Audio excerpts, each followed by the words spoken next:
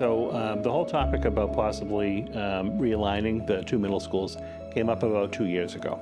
Back in 2015-16, we had a company called Domow Whittier Architects come in and work with us as a district to develop a short-term capital plan and then a longer-term capital plan for the use of our buildings. While Domow Whittier was working with us on the facility study, we also had a group called District Management Group working with us on strategic planning and where we might want to have prioritize our resources in the years to come. And one of the things that both groups, both Domow Whittier and District Management Group, identified is that we're currently operating two middle schools with grades 5 to 8 students in them, and that there are some inequities between the two schools as far as programs that are offered, how long different courses are offered, how consecutive the courses run when it comes to, say, some of the specials and things like that. And both actually recommended that it might be worthwhile for the district to look at combining those two middle schools and then doing a realignment. So all of your 5th and 6th grade students went to one school, and then all of your 7th and 8th grade students went to another school. I think it's going to affect all students at the 5 through 8 at both schools in a couple different ways. So I think part of it will be very positive in a sense that they get to know each other sooner. They get to start forming social groups and different opportunities to have all of the 5th and 6th graders in one building and all the 7th and 8th graders in a different building. So I'm excited about that. I think it's going to impact them in that way. I do feel a bit for the students who are the ones who are going through the greatest transition. So for example, our current 7th graders who will be 8th graders next year, you have to have some empathy and sympathy for those students because they've been here for 3 years, very comfortable, and now they're going to a different school for their 8th grade year. And at the same time, there are some students at McCarthy who are in 5th grade who will come over here for 6th grade and then go back there for 7 and 8. So those particular groups that are most impacted, you think about a little bit more, and so that's why we're working on some good transition activities for everybody, but really making sure that we're supportive of those particular groups. Yeah, we actually put together transition teams of teachers from each of the schools to talk through some of the logistics of the moves, and that actually came up as a recommendation that the mentoring program you have at the high school has been very successful here. So we're actually looking to possibly replicate something like that at the middle school level, obviously doing it a little bit differently because the kids are a little bit younger, but doing some type of a peer mentoring model at the middle schools next year as well. One of the things that we've been talking about is kind of trying to still look at it like a 5 through 8 program, a 5 through 8 middle school program, even though it's in two different buildings. Again, this kind of gives us an opportunity to look at all the program, within the school day and after school. I do not necessarily see, one school having a drama program and one school not. I still fully expect we're going to have a tremendously popular theater program, and I'm sure they still will at McCarthy as well. It's going to look a little bit different because if you have all 5th and 6th graders, so basically kind of 10 to 11, 12-ish, to participate, as opposed to at McCarthy, the students are going to be 12 to, in some cases, maybe almost 14 or about 14 by the time they move up to the high school. So what you can do with those groups, I think, is going to be maybe a little bit different. I think for 5th and 6th graders, even we see it now, being a part of that program is wildly popular. So you get a lot of kids. We're about to double the amount of 5th and 6th graders we have. So I fully expect that the program's not only going to continue, but it's going to be a place that a lot of kids want to be. Clubs and activities and sports are a big part of school life, and we have very robust after-school programs at both middle schools now. We're going to have to, obviously we want them to continue. We're going to have to just take a look at obviously which clubs better tend to the 5th and 6th grade students over at Parker for next year, and then 7th and 8th at McCarthy. But we fully intend to conduct the same clubs we're offering now. We may even be able to expand some of those options at the two schools. We currently have band, chorus, orchestra, and general music at both schools. What we're just going to have to figure out is each school has a different schedule for how they do some of those special classes. So our transition team is actually taking a look at school schedules now to find out what might be more optimal for 5th and 6th grade as far as introducing kids to all the different music options. And then obviously we want them to continue when they get to the 7th and 8th grade school at McCarthy.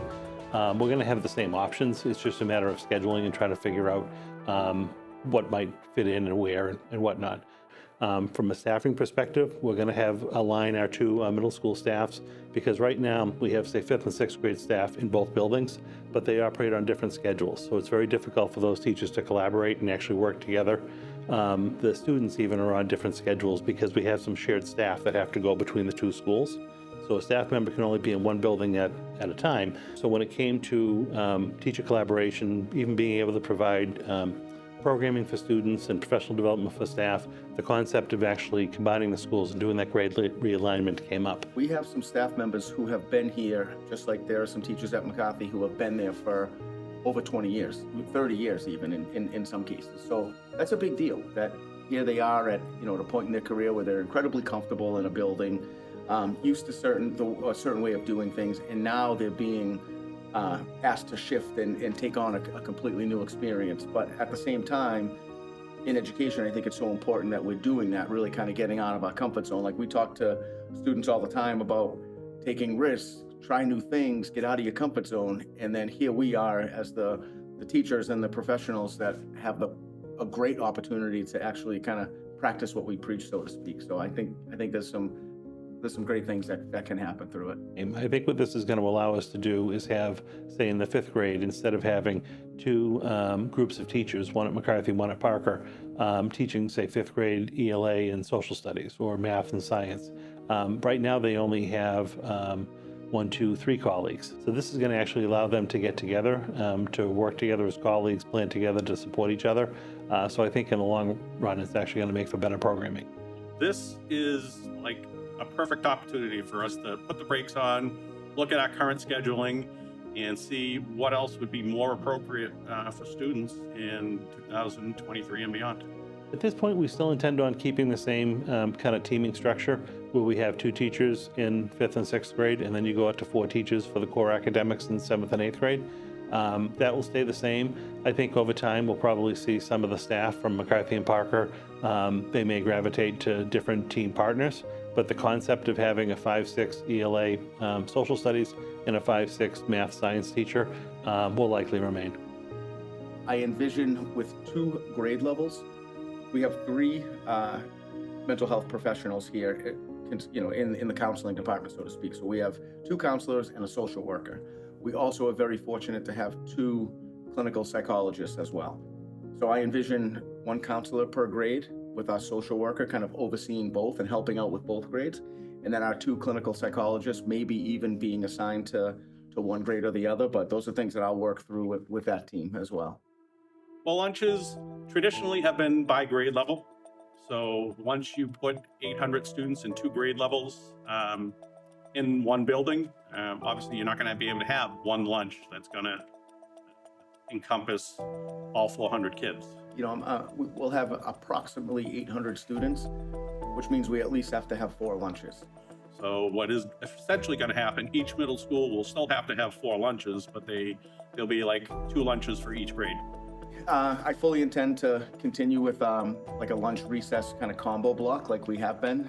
So it's a 40-minute block that the students get, and we will absolutely still have recess built into that. So I think it's incredibly important that the kids get out, weather permitting and all that kind of stuff. But that part of the lunch kind of break, so to speak, will be very similar to what we've been doing for several years. So one thing that still is being worked out is the busing. So if all middle school students are still going to continue on the same buses, then one of the schools is going to have to start and end earlier. I think what's going to be more realistic is like the high school, they're going to do a town-wide run, and they're probably going to pick up all students in grades 5 to 8, and then we're going to need to go drop off the 5th and 6th grade students at Parker, and then go over to McCarthy, drop off the 7th and 8th grade students, and at the end of the day, do the reverse. But I do think one of the things we heard from parents was that it'd be very difficult if we actually had 2 different stops, because they may have siblings, so they may have a son or daughter in 5th grade and one in 7th grade. And it's much easier to have them at the same bus stop at the same time, as opposed to having 2 different pickup drop-offs or even buses involved. So it's likely that our students are going to just ride the same buses together for 5 through 8, having the same pickup drop-off time. Then one of the schools is going to have to start and end earlier in order to make that happen, because obviously the buses can't drop off at everywhere at the same time. So there could potentially be some staggering, but I anticipate it would be maybe 10 minutes, 15 minutes at most. So we spent a lot of time last spring again with the focus groups. We had parent groups to talk about, again, the pros and cons. We talked to staff as well. And we made this decision to actually implement this for the fall of 23. But we are actually implementing this for next fall. So again, right around the April school vacation, we're going to start to talk between April and the end of the school year for some opportunities for the students from both schools to get together to meet each other, to do some tours of the different facilities so that they can acclimate a little bit to the school so that they're not seeing it for the first time in the fall. And we are really going to work hard on those transition type activities so that the students and staff get to meet each other ahead of this move. But this is something that we're implementing for next fall.